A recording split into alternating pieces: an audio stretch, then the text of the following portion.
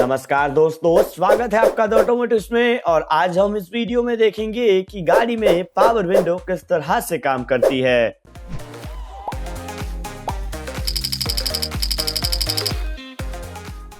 तो आज इस वीडियो में हम बात करेंगे कि पावर विंडो की हिस्ट्री क्या है, मतलब कि इसे किसने इन्वेंट किया और कौन सी गाड़ी में सबसे पहले लगाया गया था। फिर देखेंगे कि पावर विंडो सिस्टम का कंस्ट्रक्शन और उसका बेसिक सर्किट डायग्राम किस तरह का होता है। और आखिर में देखेंगे कि पावर विंडो सिस्टम काम कैसे करती है। तो स्टार्ट करते हैं हिस्ट्री से। तो 1941 में पैकर्ड मोटर्स ने अपनी पैकर्ड 180 सीरीज कार्स के लिए पावर विंडो को यूज किया था।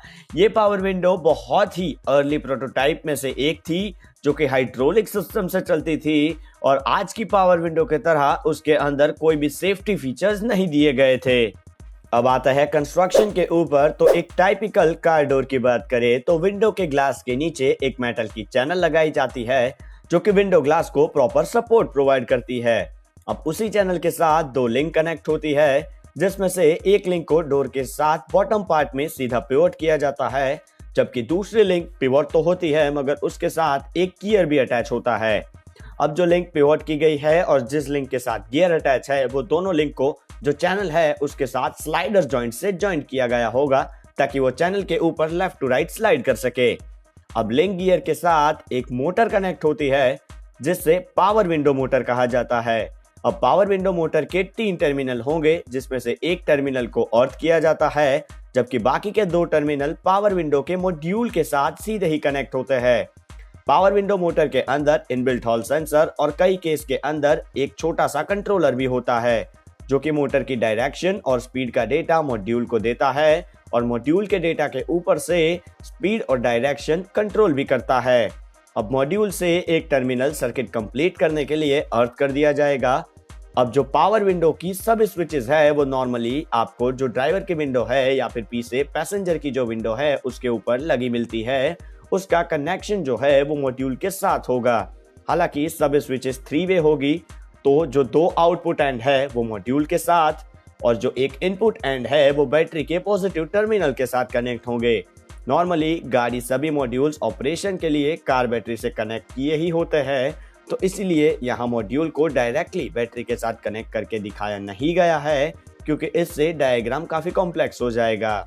अब ये पावर विंडो का ऑपरेशन समझने के लिए बनाया गया एक सिंप्लीफाइड वायरिंग डायग्राम है। एक्चुअल वायरिंग डायग्राम काफी कॉम्प्लेक्स होता है जो कि समझने में काफी दिक्कत आ सकती है। अब बात करते हैं वर्किंग की। तो जब भी पावर विंडो के स्विच को ऑपरेट की जाएगी तब बैटरी में से पावर जो है वो स्विच के थ्रू मॉड्यूल में जाएगा।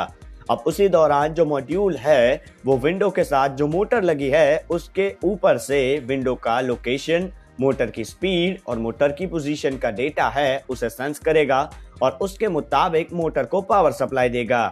अब मैकेनिज्म की मदद से जो पावर विंडो है उसकी जो ग्लास है वो अकॉर्डिंग टू कमांड या तो ऊपर या तो नीचे जाएगी।